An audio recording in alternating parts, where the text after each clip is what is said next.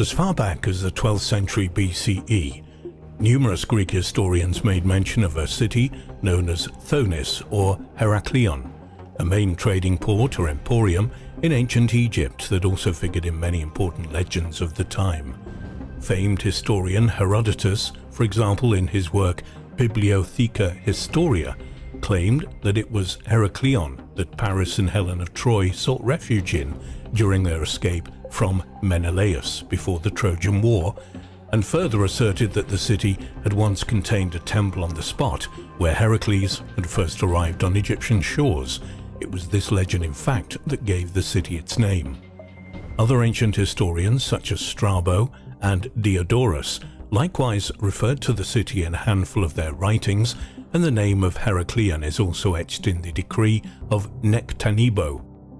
a pair of steles erected around 380 BCE that dealt with taxes on imports passing through the trading hub, among other topics.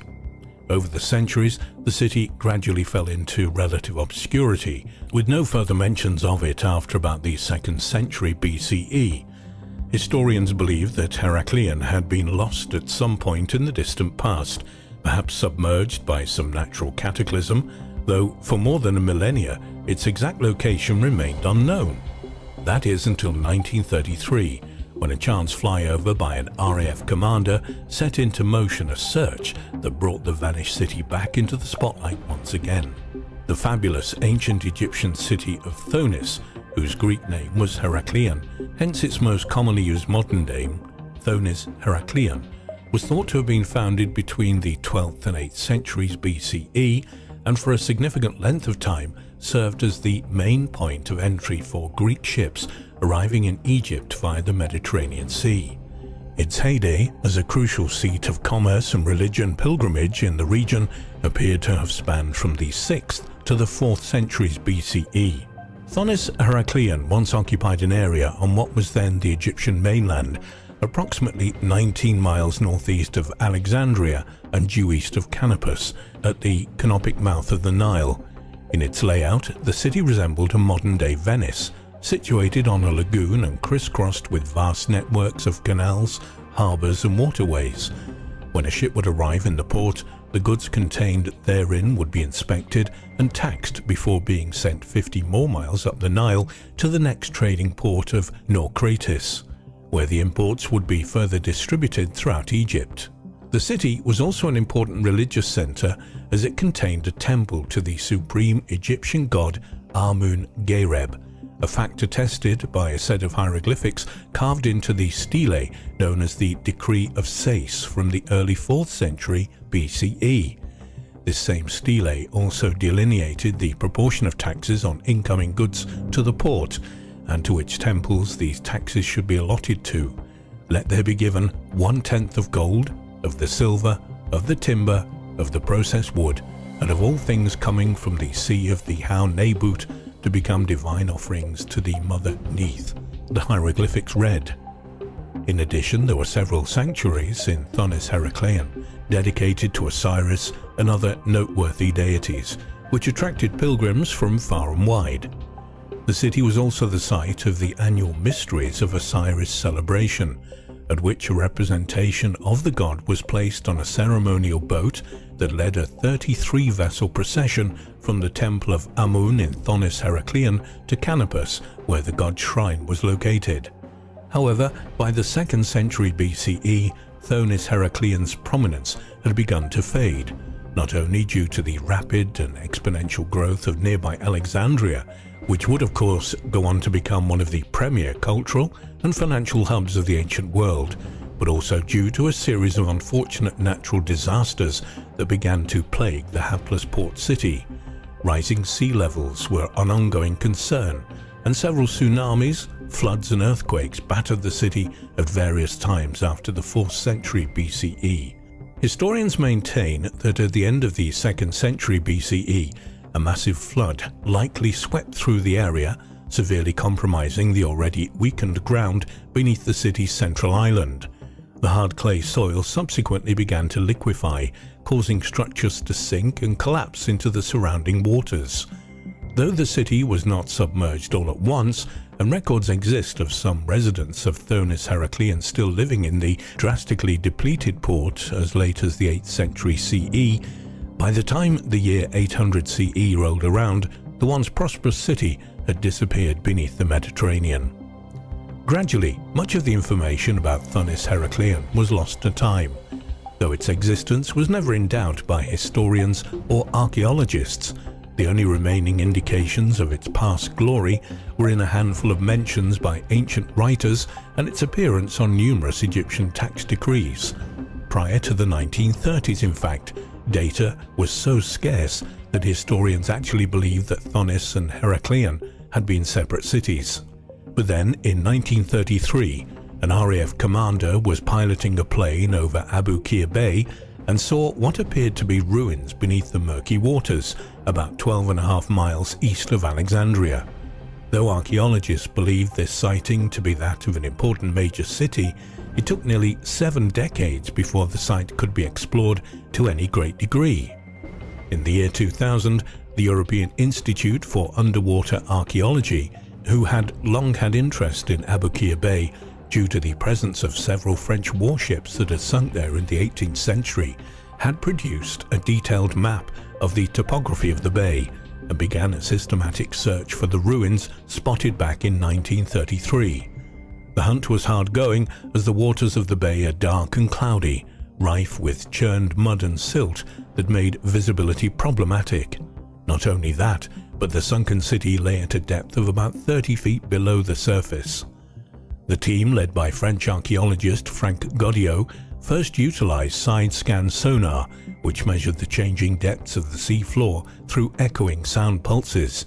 Once an area for search was thus narrowed down, they used a nuclear magnetic resonance magnetometer to look for variations in the Earth's magnetic field, which might indicate the presence of large objects at the sea bottom that were causing geological fault lines to appear.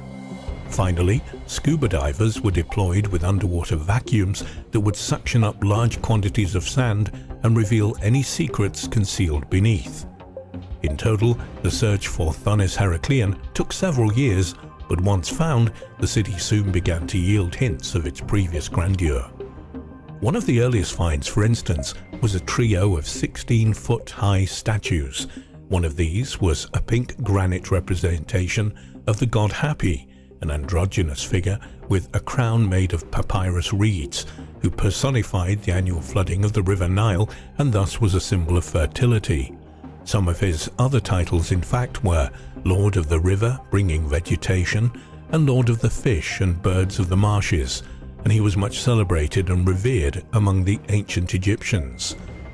The other 2 statues recovered from the ruins of Thonis Heraclean were likenesses of the pharaoh Ptolemy II Philadelphus, who reigned from 283 to 246 BCE, and his sister and later wife Arsinoe II, who was thought to be instrumental in bringing charges of conspiracy against Ptolemy's first wife, who was also known as Arsinoe I. Arsinoe II, incidentally, was declared a goddess by Ptolemy after her death, and later became known as a protector of sailors.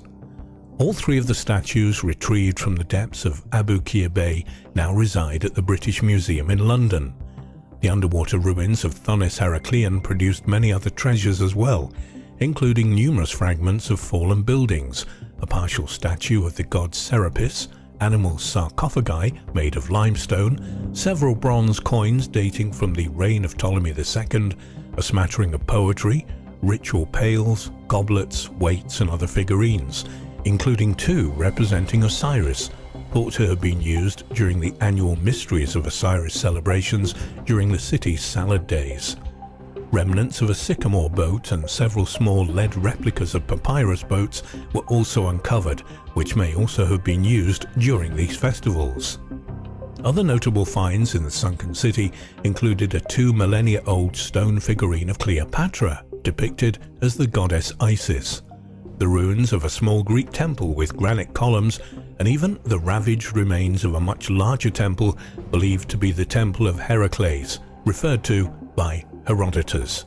And in 2010, archaeologists unearthed what was left of an ancient Nile riverboat known as a barris, not to mention the remains of more than 60 shipwrecks and more than 700 anchors.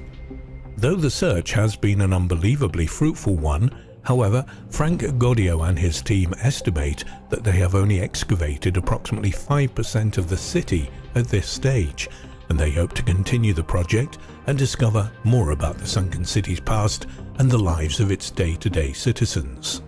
Thonis Heraklion was by no means the only major city to be submerged following the geographical catalysms of the era, and in fact, Goddio's team has been instrumental in their efforts to excavate and catalogue the historical riches that have been lost for over 1,000 years. For example, the previously mentioned city of Canopus, only about 2 miles west of Thonis Heraklion, and once renowned as an opulent city with several shrines, was thought to have sunk at around the same time as Heraklion, and for much of the same reasons. Frank Goddio asserts that the pressure from the large buildings in the former port cities may have pushed downward on the clay soil, compressing it over time and forcing out the moisture, thus rendering it unstable. Whilst he also maintains that flooding or earthquakes may have further exacerbated the problem, this instability of the ground beneath the cities was ultimately the major factor in their destruction. Likewise, the city known as Portus Magnus, part of the harbour complex that also included the two aforementioned cities, was also reclaimed by the Mediterranean at around the same time period, as were many other portions of Alexandria's coastline and the structures that had once stood there. Goddio's team began excavations of these ruins beginning in 1992, and the sacred city of Meneuthis, dedicated to the goddess Isis and the god Serapis, and once a cult centre of ancient Egypt, was also submerged into Abukir Bay in the 8th century CE, likely due to a Nile flood or a devastating earthquake. Meneuthis had a particularly interesting history, as the temple to Serapis, which was located there, was destroyed during the persecution of the pagans during the late Roman Empire in 391 CE. A year later, the Temple of Isis was also partially destroyed, with the remaining structures being overtaken by Christian monks.